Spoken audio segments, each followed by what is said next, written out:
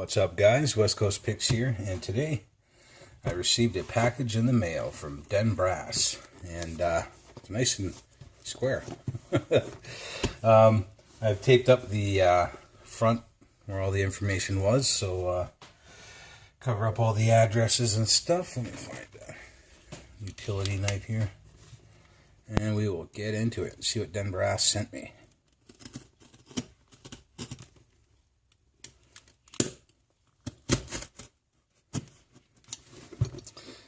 And I think I know one thing that's in here, but I'm not sure about the rest of it, so we will find out.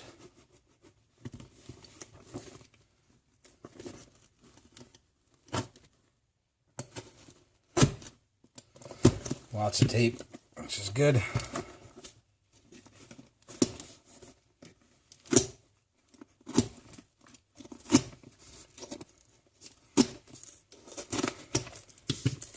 Alright, so yeah, this is the one thing I knew that was in here.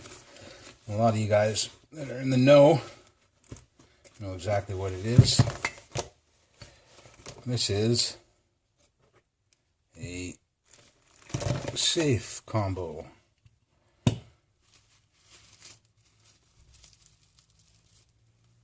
It's packed it up well to keep the grease all in place there. And seems like is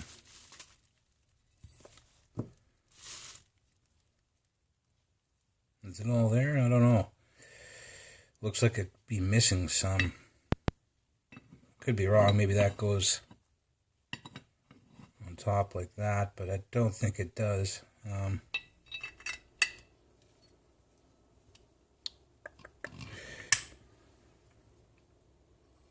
Yeah, I think there's parts missing out of this.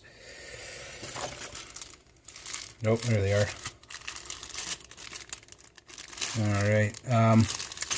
The bad thing is I have no idea how this goes together. And I think there's supposed to be a cover on this. Let me check something here.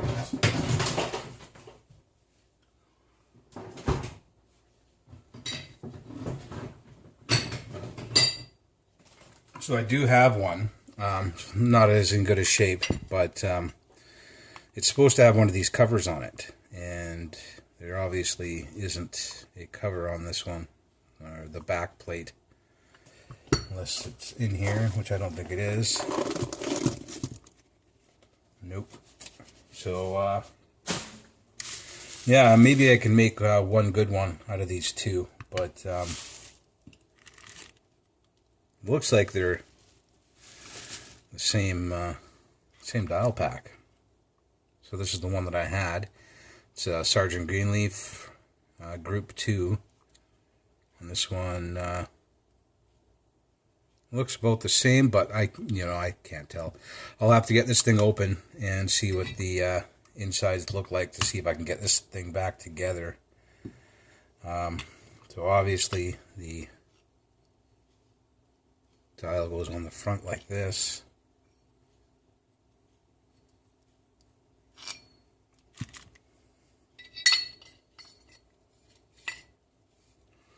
But I'll figure this out. I have never manipulated a safe before, so I thought it'd be great to have one around to give it a shot. This is the one that I had, and as you can see, it's not in that great a shape. And I think this was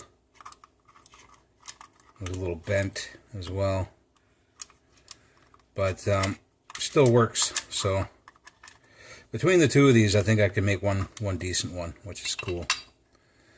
So we do have looks like a Sergeant Greenleaf. Anybody who knows anything about combos can tell me. But it does look like an S&G. The die-bolt dial is Group 2, yeah, Sergeant Greenleaf. So I think it's the same as that other one, but, you know, missing the back panel and maybe some other pieces. But we'll work on that later at a later date. Let's get on to the challenge lock portion here. And we got, unfortunately, we got grease all over the counter now. Alright. Get rid of that. We have a few challenge locks here. We have a CCL by Den Brass. It works, kind of catches in the middle sometimes. And really good bidding. Typical of Den Brass. Very, very good bidding. So that should be fun. We have another challenge lock here. Looks like it kind of sticks in the middle a little bit. This is an Arrow keyway. Wow, look at that. That's a bidding. Oh, wow. Alright. This is 4 pins key. So I guess it's only a 4-pinner? I don't know. But that's another one. And we have a Falcon kick cylinder here. And also catches up quite a bit. With a awesome bidding. Just an awesome bidding there. It works, but you got to fiddle with it to get it to work. So yeah, we got some awesome locks there from Den Brass. Oh, I can't get it to work. Come on. There we go. We'll leave them on the open position. And I'm going to try to pick one of these out of the box, so I guess it'll be the CCL. There's a Yale type, and Yales are my enemy, so we'll see. We'll see how good I can do with it. I had a little bit of bad news today too, guys. I went and picked up my laser cuts for the pocket picks, and they look great. But that's where the good part ends. They look great. So there's our, Postal or Gonzo, whatever you want to call it. There's the Bogota. Looks really good. We got the short hook, got a medium hook. There's a gem in here somewhere. There's the gem style. And all the profiles and everything, they look perfect. But the bad part, guys, is look at this. That is not good. I asked them for the hardest steel that they possibly had, and this is 3/16 stainless. And I was reading in the forums that guys make picks out of 3/16 all the time. I don't know how, guys, because this you can't pick a lock without bending the shit out of these picks. So these are useless to me, and that's $500 down the tube. So I got 100 of these pocket pick inserts that I can't use. I mean, the Bogotas might be able to be used, but I can't sell them. So I'm not going to give up though, guys. I'm going to after I get a little bit more money, I'm going to try another run with some better metal. And this time I'm not paying a penny until I can find at least 1095 or something like that, or get a sample or something, because $500 was a big hit to the pocketbook, and I'm not getting that money back. There's no way I can sell those. So anyway, enough about my problems. Let's try to get into this lock.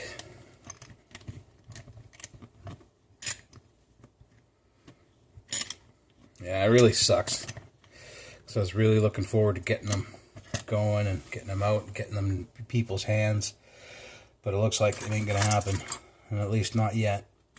And might take a while before it actually does. So let's see what I can do here.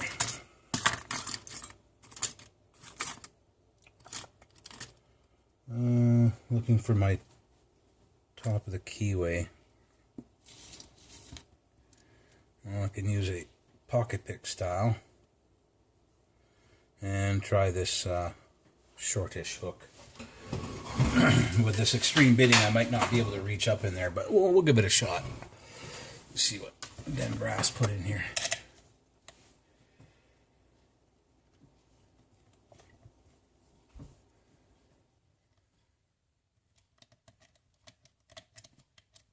A little bit out of the back there.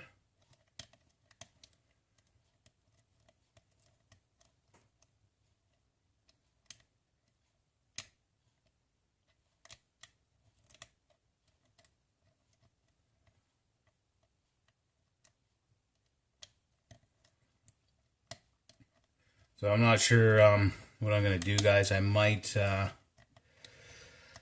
just start burning out, spending time on my weekends and stuff like that, and actually burning out some picks to sell, because I gotta try to make some of that money back.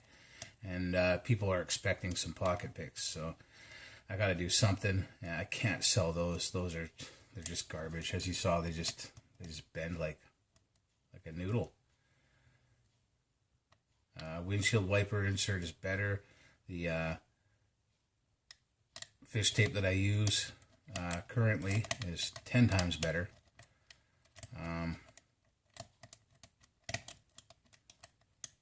So yeah, I'm gonna try to figure something out. It just sucks. People want tension, the top of the keyway pry bars too. So maybe I'll make some of those. You know, I don't know. I have no idea. But I got to try to get some money back together and give it another shot, because I got to make it happen. Everybody wants them, and they are awesome. I can't let substandard crap go when it's all flexible and bendy like that. Not so good.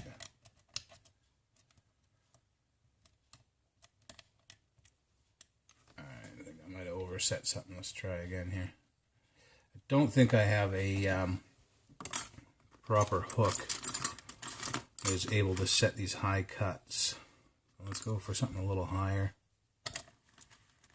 Well, let's try a deep one. See if I could slip it in there.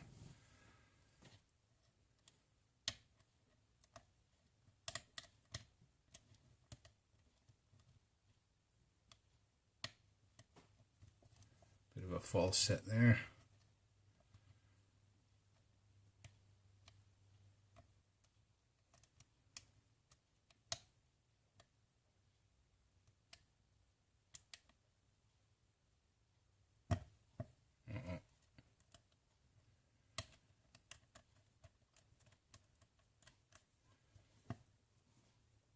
Obviously didn't clamp it down good enough.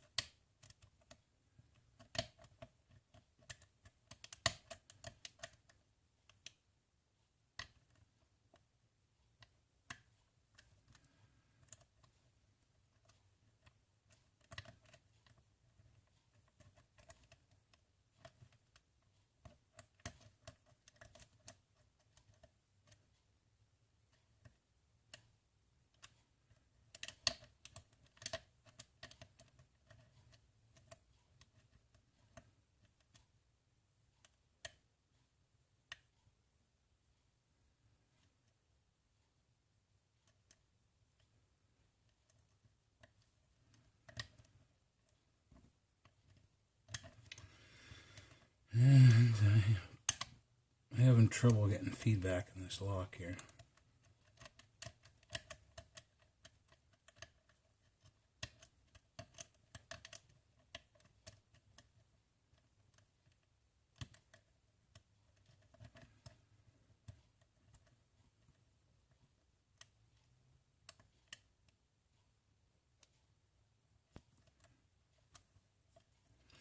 These yellows have always been hard for me though, the coming around the corner of the warding here. Something I still haven't mastered.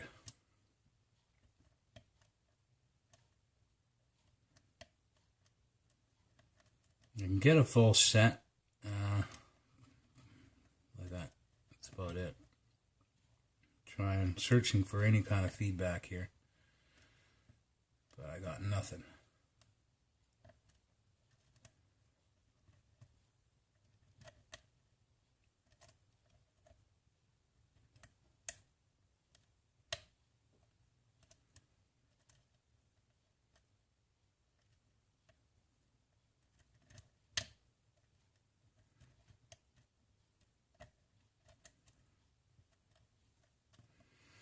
Now I'm trying to figure out how I can repurpose these bendy pick inserts. I'm not going to waste them by putting them into handles, because that's a waste of handles. You can't really use them at all. I did manage to pick a lock with them, but it was bent. By the time I was done, the pick was bent, and you can always bend them back, but I mean, it's not the kind of steel you want for a pick. So, it ain't gonna work. Much like that pick and this lock ain't gonna work.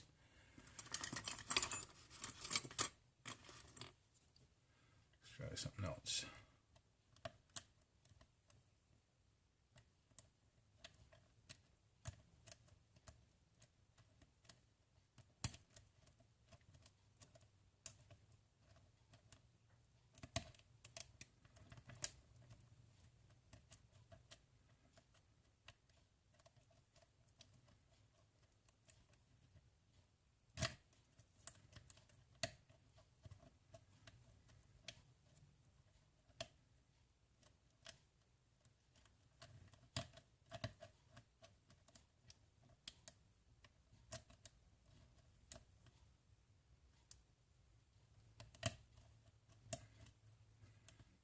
Decent full set there.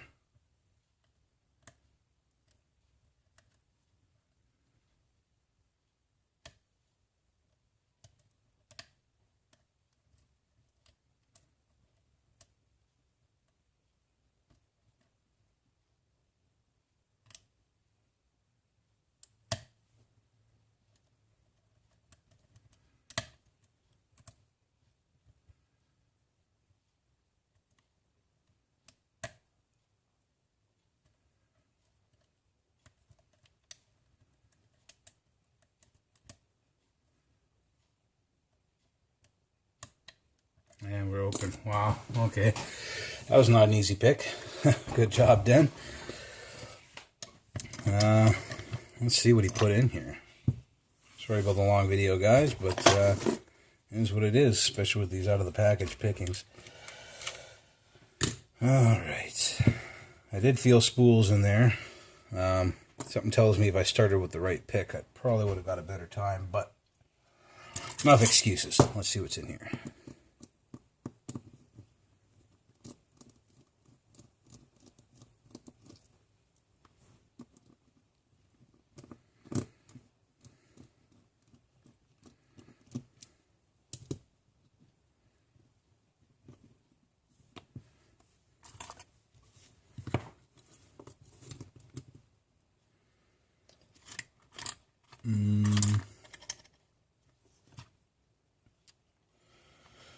Chimney Cricket. There we go. Looks like a well-used one, but it should work.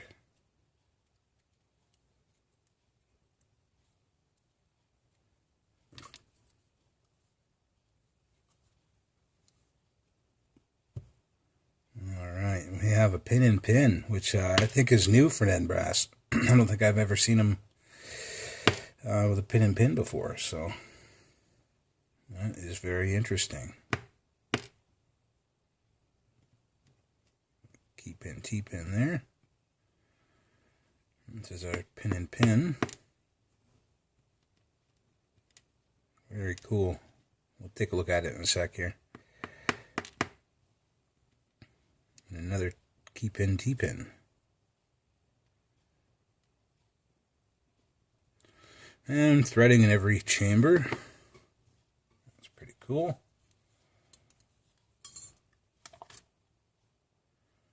Tweezers are right in front of my face, like usual.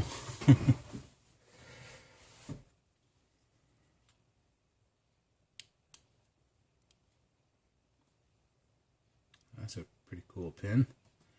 There's like a serrated T-pin. That is a very cool, like, spooled T-pin. We'll get these springs out to you as well. Not too worried about making long videos these days. You either watch them or you don't. I mean, I don't know. This channel is, you know, for anybody who wants to watch, but mainly for my own therapy and stuff. Like I said before, I don't ask for subscribers, and I'll never have advertisements, because for me that's not what it's about. You know, it's about picking locks, being real about it. So people don't like the long videos, they can not watch. It does not bother me.